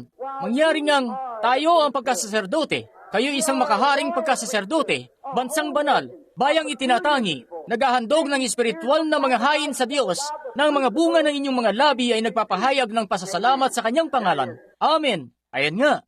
Ngayon, mangyaring sa araw ng Pentekostes, nung ang Espiritu Santo ay bumababa, ang ating mana. Ngayon, bawat saserdote doon sa ilalim ng lumang tipan, kapag sila'y dumadako na sa pagiging saserdote, alam nila na sila'y makakakuha ng sangsubo ng orihinal na mana. Hindi kung anong ginawa lang ng tao na maging kamukha lang nun. Bagkus makakatanggap nga sila ng bahagi ng orihinal na yon. Bueno, nung araw ng Pentekostes, nung ang ating mana ay nagsimula ng bumaba, ang Espiritu Santo ay dumating na parang mahagibis na malakas na hangin. Heto nga isang grupo ng mga mabababat marangal na mga tao, 120 ang bilang, sa silid sa itaas, nakapinid ang mga pinto, nakababa ang mga bintana, nakaupo roon, naghihintay sa pangako. Tunay, nakasama nila si Jesus. Siya nga, batid nila ang kanyang kapangyarihan at lahat ng yon, pero sila nga'y naghihintay sa pangako. Yan nga ang gusto natin sa gabing ito, ang maging kung ang grupo lamang ng mga tao rito ay pipisan na nagkakaisa, gaya ng kalagayan nila nung gabing yon. Ang siya ring bagay noon ay maulit ngayong gabi, dito mismo sa gusaling ito, sa Louisville, Kentucky, na maulit ang araw ng Pentekostes. Siya nga, tunay, sila roon ay may ganito ring uri ng mga kritiko kagaya rito sa Louisville. Pero sila'y nagkapisang lahat sa isang lugar, nagkakaisa, at bigla na lang may lumitaw na ministro, at siya ay may liham, at ninilagda nila ang kanilang mga pangalan at may kanang karapatan sa pakikisama, at pumasok sa pangsimbahang pakikisama. Yan marahil ang nangyayari ngayon, pero hindi yun ganoon noon. Ganyan ang ginagawa ngayon ng mga protestante. Lalakad ang isang katoliko sa may altar at makikibahagi sa una niyang komunyon. Ilalabas ang kanyang dila, tatanggapin ang ostya, at iinumin ng pari ang alak. Pagkatapos siya'y magiging ganun na raw. Pero kapatid, sa araw ng Pentekostes, sila'y nagkapisan sa pagkakaisa sa isang dako. Pagkatapos dumating ang isang ugong mula sa langit, walang pangangailam ang tao roon. Gaya sa isang umahagibis na malakas na hangin, pinuno ang buong bahay kung saan sila nakaupo. Ang kapangyarihan ng Diyos ay tumama sa kanila. Sa mga lansangan sila nga'y nagsipunta, na ang pagkilos nila ay parabang baliw, gaya ng ginawa nila roon nung umahon sila sa dagat na pula. Tama po ba? Nagsisigaw sila, nakakaingay sila, sila'y patumba-tumba ang paglakad, sila'y nauutal sa pagsasalita. Sila, sadyang nakakaingay. Kayo, hanggang sa iyong mga tao doon, yung kagalang-galang na iglesia ay tumayo roon sa gilid at nagsabi, ang mga taong ito ay lasing sa bagong alak. Hallelujah! Tatawagin din lang niyo akong holy roller, abay simulan niyo na ngayon kung ganoon. Siya nga, masdan, sila'y puno ng bagong alak. Tama yun, ng alak na nagbuhat sa Diyos, galing sa langit. Nakakita na ba kayo ng taong lasing? Siya nga'y may pagsuyo sa kahit sino, kita nyo? Wala siyang pakialam. Ganun nga isang tao kapag siya'y lasing sa espiritu. Sinabi ng Biblia, huwag magpakalasing sa matapang na inumin ng sobra, bagkus magpakalasing sa espiritu. Ibinubunsod kayo ng espiritu ng Diyos na maging lasing, na nakakalimutan nyo ang lahat ng kaaway nyo at lahat. Sino man ay may pagsuyo kayo. Wala siyang pakialam sino man yung nasa palibot nyo. Ikaw nga ang pinakatampok na tao sa bansa sa oras na yan. Di ko alintana kung ang katabi nyo man na nakaupo sa tabi nyo ay dumadalaw sa isang kilalang iglesia. Hayaan nyo lang na bumaba sa inyo ang Espiritu Santo na isang beses. Tingnan nyo nga ang mangyayari. Humantong kayo sa hustong talagang babad kung babad na pagkalasing. Makikita nyo nga ang mangyayari. Sasabihin nyo, kapatid, natanggap ko ito. Nanaisin mo nga rin ito. Siya nga, ganun nga. Siya nga po, may kung anong bagay na mangyayari. Ayun nga sila roon. Lahat sila ilasing sa bagong alak. At pakinggan nyo, sa ilan sa mga kapatid na babae rito, alam nyo ba ng pinagpalang Birheng Maria ay naroon din? Ngayon, kinakailangan nga niyang mapadako mismo roon. Maging ang sinasabing nanay ni Jesus Kristo ay kinakailangang mapadako roon at mapabilang sa grupo ng mga tao roon. Malasing ng husto sa espiritu hanggang sa siya'y magpatumba-tumba sa paglakad na parabang lasing siya sa whiskey o anuman. At iniisip nyo na kayo mapupunta ng langit sa pagpunta lang sa simbahan at kilik-kilik nyo ang aklat ng himno nyo sa ilalim ng braso nyo at pupunta sa dakong yun kada linggo ng umaga at sa pagtunog ng kampana at uupo at makikinig sa kaunting at uuwi pagkatapos, hindi nyo magagawa. Kinakailangan nyong dumaan sa rutang yun dahil yun lang ang tanging ruta na inilatag ng Diyos noon at kailanman. At lalakaran nyo yun o hindi kayo makakadako roon. Hindi ako ang tagahatol nyo. Ako'y tagapangaral lamang ng Ebanghelyo. Yan po ang saktong katotohanan. Maging ang pinagpalang birhen ay naroon noon. Kumilos na parang baliw gaya ng iba pa sa kanila roon. Namistulang lasing gaya ng iba pa sa kanila. Ang mga kalalakihan at kababaihang ito, bawat isa sa kanila ay puno ng bagong alak. Kung ang Diyos nga'y binago ang programang ito, ituro nyo ng daliri sa kasulatan sa akin. Pero wala nga. Ito'y tumugaygay hanggang sa katapusan ng kapanahunan sa gawing ito, dire-diretso sa dulo ng Biblia, at ito'y mananatiling ganito sa pagparito ni Jesus. Masdan, habang sila'y lasing sa bagong alak na yon, masdan, makikita natin kung ang Diyos ay naglagay ng omer na puno nito para sa inyong lahat. Siya nga, heto nga silang lahat na nakatayo roon, at isang maliit na matandang duwag na mga ngaral na nagngangalang Pedro, ang maliit na bato na naduduwag sa kanyang posisyon na napat ipinagkanulo niya si Jesus at tumakbong palayo noon at nanalangin, at siya nga'y pumisan doon kasama ng iba pa. Tumindig sa ibabaw ng isang kahon o nagsabi, Aba, kayo na kalalakihan ng Judea, at kayo na nananahan sa Jerusalem, yung mga doktor, mga didi. Oo, sabi, kayong kalalakihan na at kalalakihan ng Israel at mga nananahan sa Jerusalem at iba pa. Mga alaman nawa ninyong lahat, ang mga ito'y dilasing gaya ninyong inaakala. Ya mga oras na 3 pa lamang ng araw. Datapot ito yaong, kundi ito yun, nais ko ngang panatilihin ito hanggang sa iyon ay dumating. Yun nga ang mahalaga. Sinabi niya, ito yaong sinalita na sa pamamagitan ng propeta Joel. Mangyari sa mga huling araw, sabi ng Diyos, na ibubuhos ko ang aking espiritu sa lahat ng laman. Ang inyong mga anak na lalaki at inyong mga anak na babae magsisipropesiya. At sa aking mga lingkod na babae at lingkod na lalaki ibubuhos ko ang aking espiritu at sila'y magsisipagpropesiya. At magpapakita ako ng mga tanda sa langit, sa itaas at sa lupa, at mga haliging apoy at usok at singaw, at mangyayari na bago dumating ang dakil at kakilakilabot na araw ng Panginoon, ang sino mang tumawag sa pangalan ng Panginoon ay maliligtas. Yung grupo ng mapagpanggap na nakamahabang balabal na mga ipokritong saserdote ang sabi, anong gagawin namin para maligtas? Ang sabi ni Pedro, mangagsisi kayo bawat isa sa inyo at magpabautismo sa pangalan ni Jesus Kristo sa kapatawaran ng inyong mga kasalanan at tatanggapin ninyo ang kaloob ng Espiritu Santo. Gaanong kahaba ang saklaw nito, sapagkat sa inyo ang pangako at sa inyong mga anak at sa kanila na nasa malayo, maging ilan man ang tawagin ng Panginoon nating Diyos. Kaya, ang bawat isa na magsisisit mabautismuhan sa pangalan ni Jesus Kristo at sa pagkakalooban ng Diyos ng bautismo ng Espiritu Santo, hindi lang kung anong bagay na kamukha ng unang mana ang matatanggap niya. Bagkus, di lang basta sang subo ng unang mana. Bagkus makatatanggap siya ng isang punong puso ng siyaring Espiritu Santo. Sasabihin niyo marahil, bawasan mo nga ang tinig mo. Alam ko na napapalakas ako, pero di ko nga mapigilan ito. Pansinin, Masdan, hindi ko po kayo sinisigawan. Ang dating nga'y parang malingaw-ngaw ako rito. Pero kung inyo lamang mararamdaman ang nararamdaman ko, maging kayo ay mapapalakas din ang boses. Siya nga, pansinin. Isang punong puso ng orihinal na mana na bumaba noong simula. Ang siyaring Espiritu Santo na bumaba noon ay siyaring bumababa ngayon. At hanggang saan ang saklaw nito taabutin? Sa inyo at sa inyong mga anak, sa kanila man na nangasa malayo, maging sa Louisville, Kentucky at maging ilan man ang tawagin ng Panginoon nating Diyos ay tatanggap ng siyaring mismong bagay na natanggap natin dito. Yun mismo ang sinabi niya. Pinagpala yun ng Diyos. Siya mismo ang nangaral nun. Ibinunsod ito ng Espiritu Santo. Akin itong natamo. Yun na yun. Amen. Yun nga'y sadyang mainam talaga para sa akin. Tinanggap ko siya sa kanyang salita. Kanya yung ginawa. Kung ninanais nyo ito, matatama nyo rin ito. Siya nga. Ganoon nga. Kaya umalis na kayo sa patay na kalagayang yan. At gumising na at talagang yuyug-yugin kayo ng paganoon at gigisingin talaga kayo. At sa bungad pa lang, sa pagtingin nyo ay hayan ngang ang lahat ay mukhang iba na sa inyo. Yung tao na di mo kinakausap dati, magmamadali kang lapitan siya at kakausapin mo siya. Siya nga po, talagang magmamadali ka na kausapin siya. Ganoon nga. Lahat ng mga bagay na yon, yung mga lumang piyesa sa gulong ay ibabalik nyo at lahat ng yung mga bagay na yon ang kinuha nyo noon ng palihim sa hotel isang beses. Yung lumang tuwalya pa nga ipinambalot nyo sa pilak na kubyertos na kinuha nyo sa mesa. Magmamadali ka nga na ibalik yon. Tiyak yun. Siya nga po, ibubunsod ka nito na maging bagong nilalang kay Kristo Jesus. Ngayon, tingnan nyo nga si Maria. Grabe. Bilisan na natin ito. Tutumbok na tayo. Heto nga silang naglalakbay sa kalaparan ng ilang ngayon. Matapos ang makalumang pagtitipong yon. Ngayon, sila'y nasa kanilang paglalakbay. Hindi ba't nakapagtataka ngayon na sila'y pinangunahan papunta sa ilang na yon ng kasalanan, doon mismo sa ilang, doon mismo sa bukal ng mapait na tubig? Maiisip niyo ba yon na ang Diyos ay dinadala ang mga anak niya matapos na sila'y maligtas at mapuspos ng Espiritu Santo doon sa mga bukal ng mapait na tubig? Tunay, ninanais niya na ipakita ang kanyang pag-ibig muli sa kanila. Ganun nga, sila'y napunta roon. Alam nyo, kapag natamo nyo ang Espiritu Santo, dadaan ka nga sa maraming balakid. Marami ang kadalamhatian ng matuwid. Ngunit inililigtas siya ng Diyos sa lahat ng yon. Ang Diyos nga'y dadaling kayo sa ganoon, nakakaharap kayo sa ganoon, para maipakita niya ang kanyang kapangyarihan at kanyang kabutihan. Kagaya nga ng kwento na narinig ko minsan tungkol sa pastol sa Jerusalem. na binabalian niya ng binti ang tupa niya. Sabi nila, aba, napakalupit mo namang pastol. Bakit mo naman binabalian ng binti ang tupa? Sabi, bueno, hindi kasi siya kumikilos na iniibig niya ako. Kaya naisipan ko na balian siya ng binti para mabigyan ko siya ng natatanging atensyon. At sa ganoon ay ibigin na niya ako mula noon.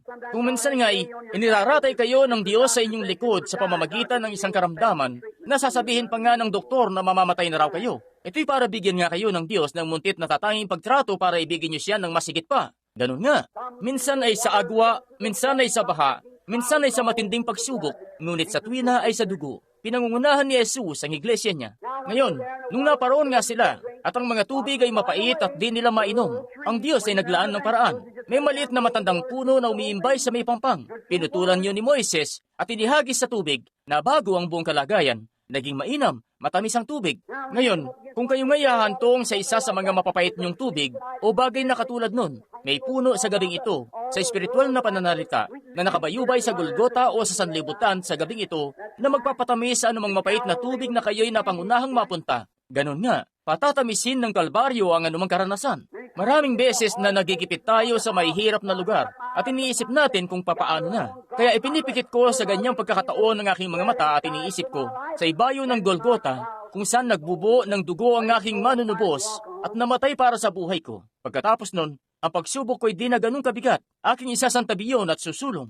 Pinatatamis nito ang bawat karanasan na nararanasan ko. Lagi niya itong pinatatamis sa pagdako ko sa mga tubig ko ng Mara. Ngayon madarat na natin sila dito ngayon sa may ilang. Matapos ang lahat ng mga dakilang tanda't kababalaghan, ang revival ay humupa na. At malalaman nyo na lang, nung ang revival ay humupa na, kaya't nakalimutan na nilang lahat itong tungkol sa mga himala. Hindi ba't ganyan na ganyan ang mga tao ngayon? Limot na nila agad ang mga ginawa ng Diyos ng isang taon. Yung bagay na ginawa ng Diyos sa pagtitipon dito sa may mataas na paaralan, limot nyo na agad ang lahat ng tungkol dito. Kita nyo? Yung mga bagay na ginawa ng Diyos, limot natin agad. Ngayon, pansinin. At dahil yan, sa nagsimula kasi silang magtalo-talo sa isa't isa. Bueno, ako'y higit nga. Ayan nga, isa kasi akong Methodist. Pinakamalaki ang simbahan namin. Isa akong Baptist. At sinasabi ko sa inyo ngayon, naniniwala kami sa walang hanggang seguridad at natamo namin ito. Lahat nga kayo ay walang ganitong doktrina kung tutuusin. Yan nga kayo nasasadlak sa problema at ang laan sa inyong tubig ay napuputol. Ganun nga. Doon nga, sa disyerto, nung namuhay ang taong ito doon sa ilang, nagsimula siyang bumulong-bulong at panay ang reklamo. Bueno, sinasabi ko sa inyo, nung ang matandang pastor na yun ay naparito, ang matandang mga ngaral na yun na nangaral ng makalumang panahon na reliyon gaya niyan, di ko alam kung tama ba siya o hindi. Sinasabi ko sa inyo, kanyang ginalit ang nanay ko isang gabi nung pag-uwi ng nanay ko, at sinasabi ko nga sa inyo, ang nanay ko ay nang gagalaitin ng husto. Siya nga, yun naman talaga ang dapat niyang marinig. Siya nga, di ko natuloy alam kung gusto ko pang makinig tungkol doon o hindi na. At doon nga'y napuputol na ang laan sana sa inyong tubig. Tama, diyan nga kayo napapadpad sa disyerto. Nagsimula silang magbulong-bulungan. Sabi nila, ang aming kaluluwa ay nasusuya na sa walang kwentang tinapay na ito. Matapos nilang iwan ang mga bawang at mga sibuyas ng Ehipto at nagsikain na ng pagkain ng anghel, ay hayan pa rin silang panayang reklamo. Hindi ba't ganyan na ganyan ng iglesia? Ngayon, tumutugay-gay na ako rito sa mga holiness people ngayon. Kayong lahat, lahat kayo, kumain na ng pagkain ng anghel at pagkatapos sasabihin, sana nasa Ehipto na lang uli kami para kumuha pa ng mangilan-ngilang bawang. Si Clayton McMicken at ang kanyang Wildcats ay dadayo pa naman dito sa bahay inuman ngayong gabi. Kung di sana ako manip sa lubang simbahang ito, makakapunta sana ako roon. Kung ganyan ka, ay magpunta ka na lang. Kung saan naroon kasi ang kayamanan nyo, naroon din ang puso nyo. Wala naman talaga kayong nailagak na anuman doon sa simulat sa pool. Tama. Gusto ko sanang gawin ito o gawin yun.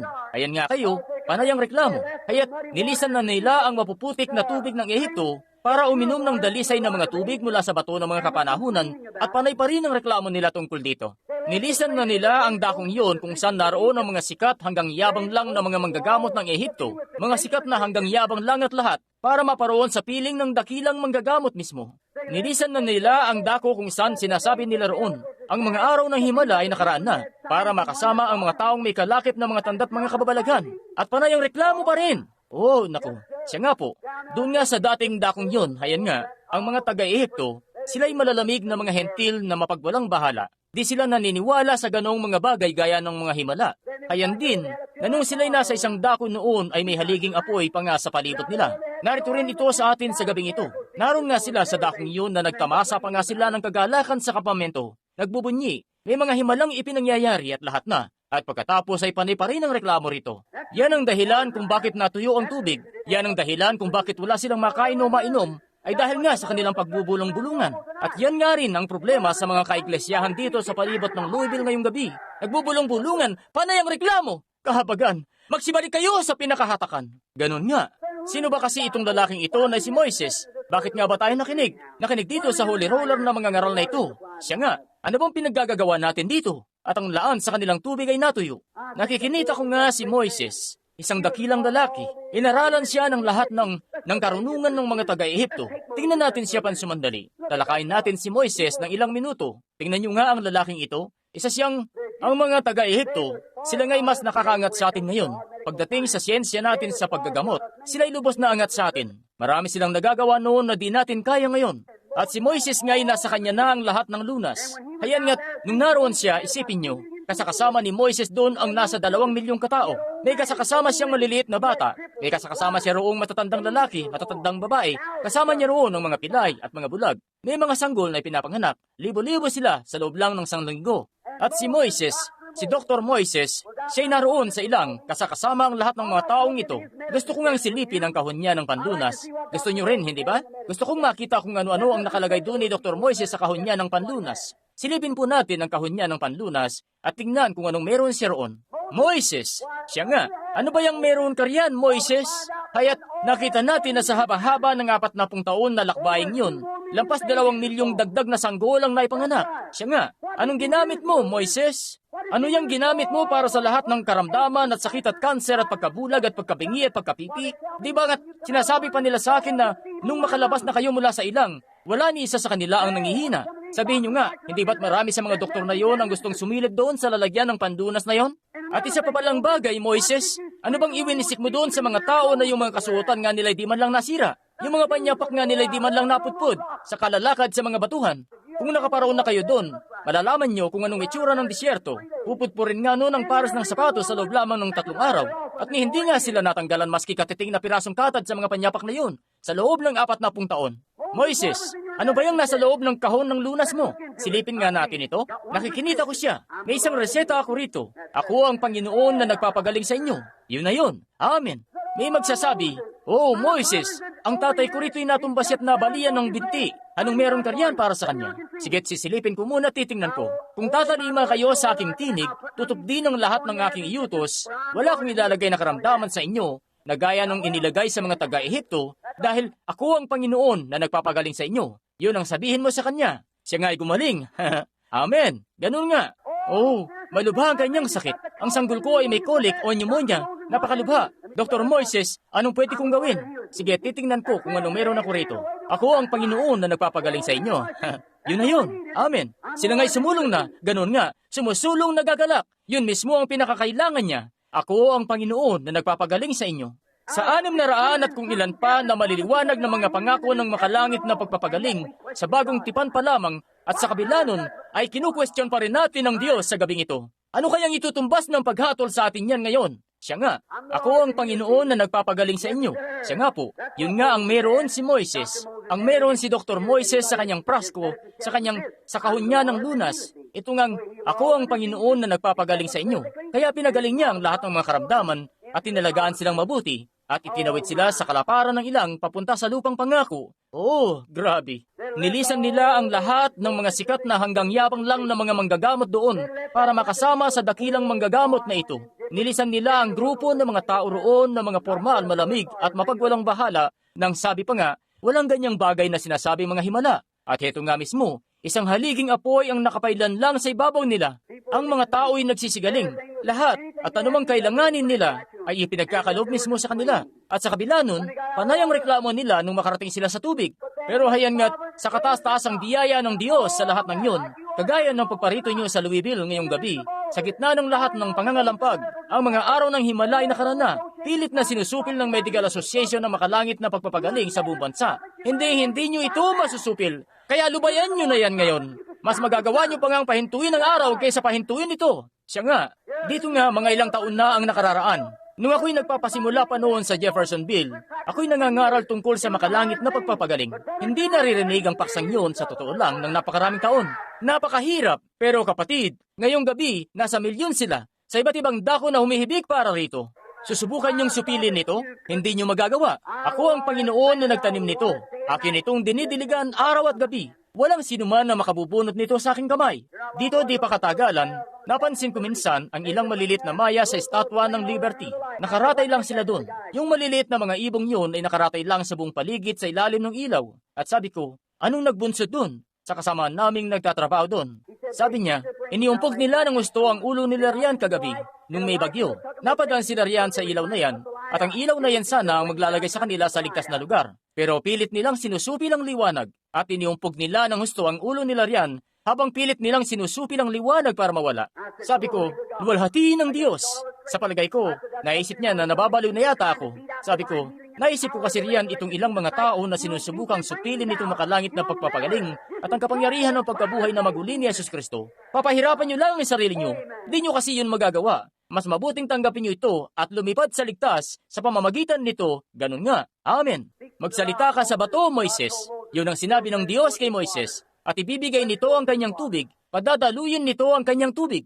Dito di pa katagalan, may pinagmamasdan akong larawan sa isang museo patungkol sa batong ito na hinampas. At ang itsura nga nito ay para bang napakapayat na manipis na tubig na lumalabas na kasing nipis lang ng karayom na panghabi.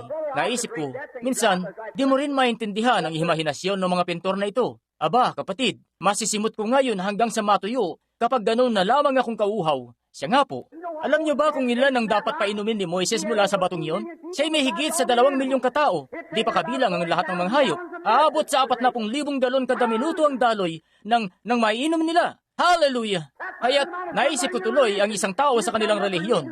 May sapat lang kayong relihiyon para makapunta sa Sunday School tuwing linggo ng umaga, na sapat lang para dampian ng konti at hamugan kayo ng konti.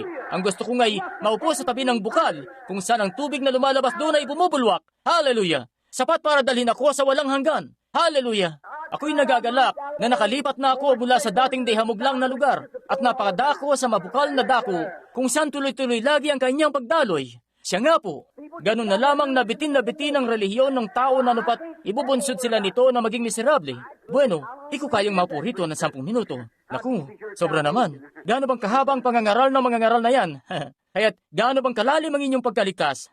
Siya nga, babangon ng linggo ng umaga at sasabihin, bueno, babangon ako at makikinig sa kung anong ipapangaral nila roon at tatanggap lang ng konting dampi at uwi na at yun lang ang tinatanggap nyo. Kapatid, sinasabi ko nga sa inyo, nung hampasin ni Moises ang bato, tinubigan noon ang buong ilang. Amen. Siya nga po, yung pinakabagay, lahat ng pangangailangan nila. Lumusong sila doon at uminom ng uminom hanggang sa sila'y mapuno ng lubos. Sa kabila nun, napakarami pa ring tubig ang lumalabas doon. Halos nasa 40,000 galon kada minuto. Kwentahin nyo ngayon sa napakaraming tao, 1 milyong katao, 2 milyong katao, kung gaanong karami ang naiinom sa 1 minuto, mga uhaw na tao, di pa kabilang ang mga kamelyo at mga hayop at iba pang meron sila doon. At sinabi ng Biblia na lumabas yun ng sagana. Talagang bumaha ng husto sa buong ilang.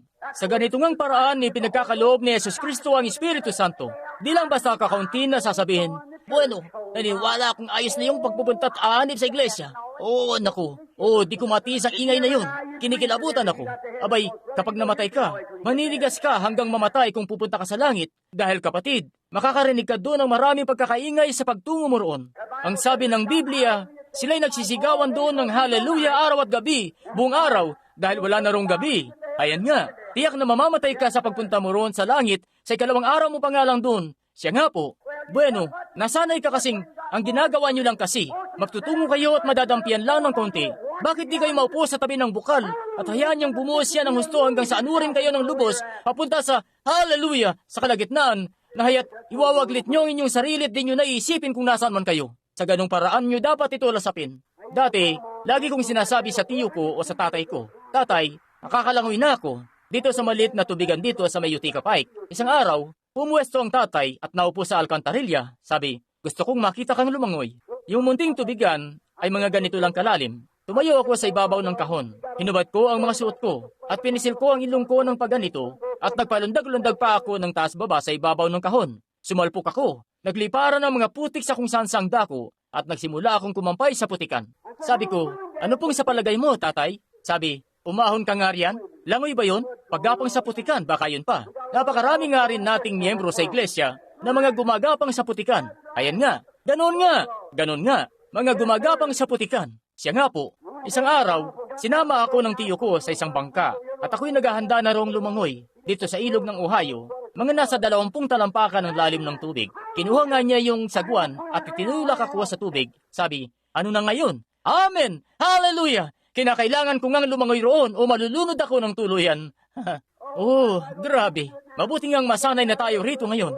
Dalhin kayo rito sa daraanan ng pagbulwak kung saan bubuksan ng Diyos ang bato dito sa ilang at sadyang ibubuhos yun ng husto. Magsalita ka sa bato, ang sabi niya, at ibibigay niyo ang kanyang tubig.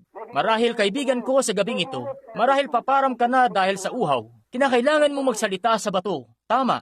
Marahil kung saan na kayo nagpunta. Marahil kayo'y nagpunta ng iglesia at nakianib sa Methodist at nakianib sa Baptist at kinagalitan naman nila kayo at nagpunta na lang sa Presbyterian at bumalik sa mga Pentecostal, papunta uli sa Nazarene hanggang sa Pilgrim Holiness at sa kabila ng lahat ng yan ay wala pa rin kayong kaunawaan.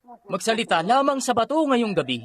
Sadyang may pakikipag-ugnay ba kayo sa kanya para makapangusap? Oo, sinabi niya, magsalita sa bato at ibibigay niya ang kanyang tubig. Ibibigay nito ang kanyang tubig kung magagawa niyo lang na di niyo siya kailangang hampasin pa. Magsalita lamang sa kanya. Para bang malapit na pakipag-ugnayan. Magsalita kayo sa kanya. Marahil nanggaling kayo sa doktor. Marahil ginawa niyo na lahat ang alam niyong magagawa niyo para gumaling. Marahil nagawa niyo ng lahat sa kakayahan niyo halos at di pa rin kayo gumaling-galing.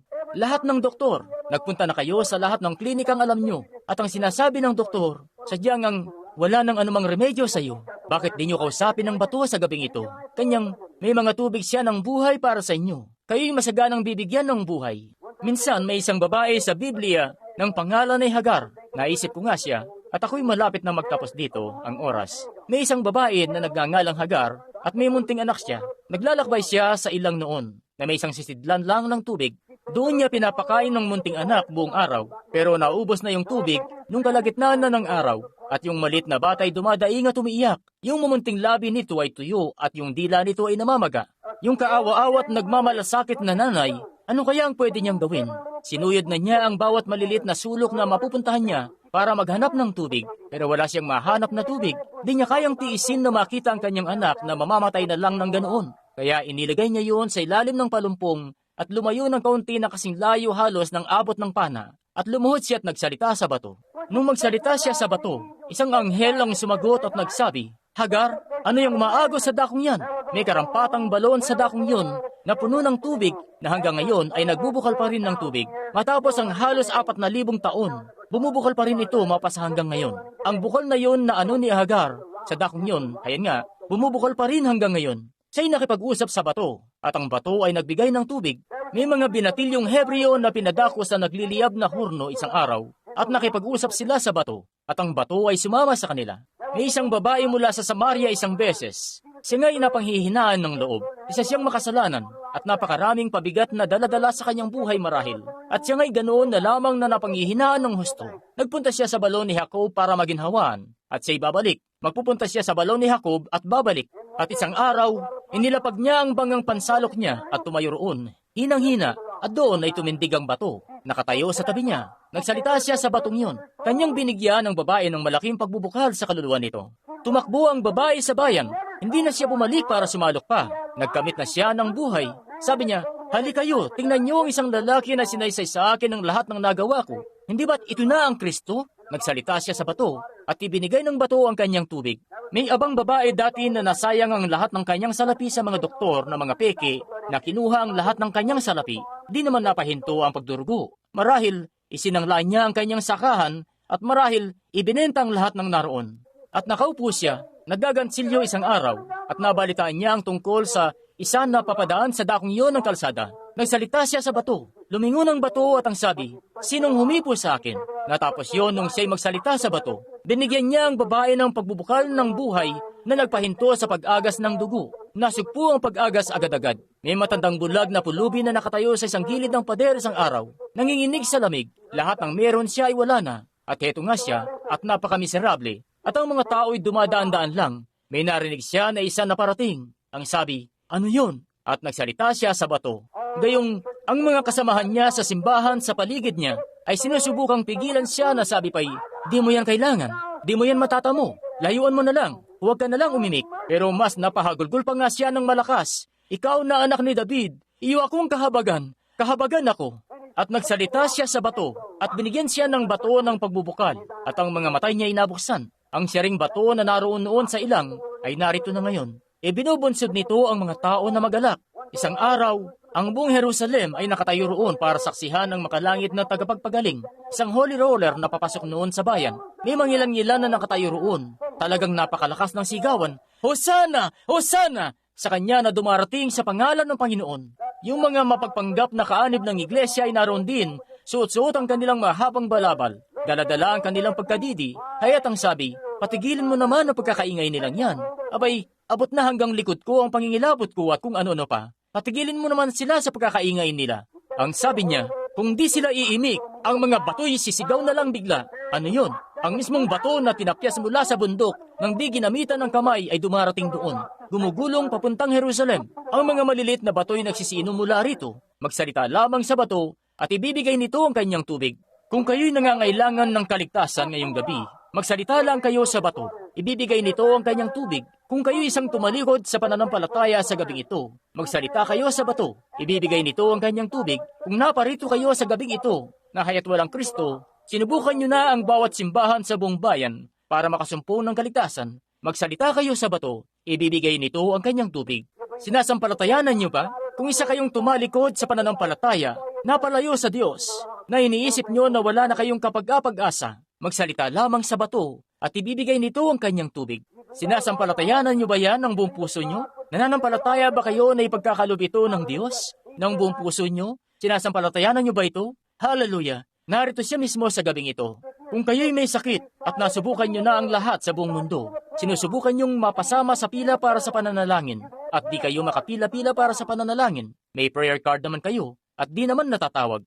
Kayo'y nakapunta na sa isang pagtitipon, nagpunta sa isa na namang pagtitipon, pinahiran na kayo ng pastor, napasama na kayo sa pila rito para sa pananalangin, kung saan sana nga kayo nagpunta at di pa rin kayo mapagaling-galing. Bakit di nyo kausapin ang bato ngayon? Ibibigay nito ang kanyang tubig. Siya nga, bakit di nyo subukan siya ni minsan? Pumasok kayo sa isang pakikipag-ugnay para makausap siya.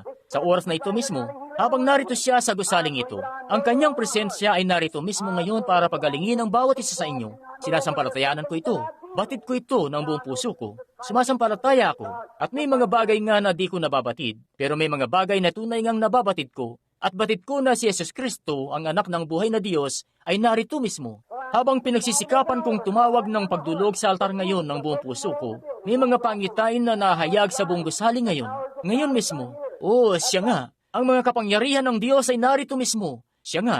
Nakikita ko siya na kumikilos dito. Binubunsod nito na mapadako ako mula sa isang dimensyon patungo sa isa pa sa mismong oras na ito. Dahil marami ang may sakit dito. At ang mga pananalangin nyo ang nagpapabunsod dito para patunayan ng salita ng Diyos na sinasabing siya'y narito mismo para makausap ngayong gabi ang siyaring bato na tumayo at napagkilala ang kanilang pag-iisip na nakita ang babaeng yun na inaagasan ng dugo. At ano pa, siya nga'y narito ngayon.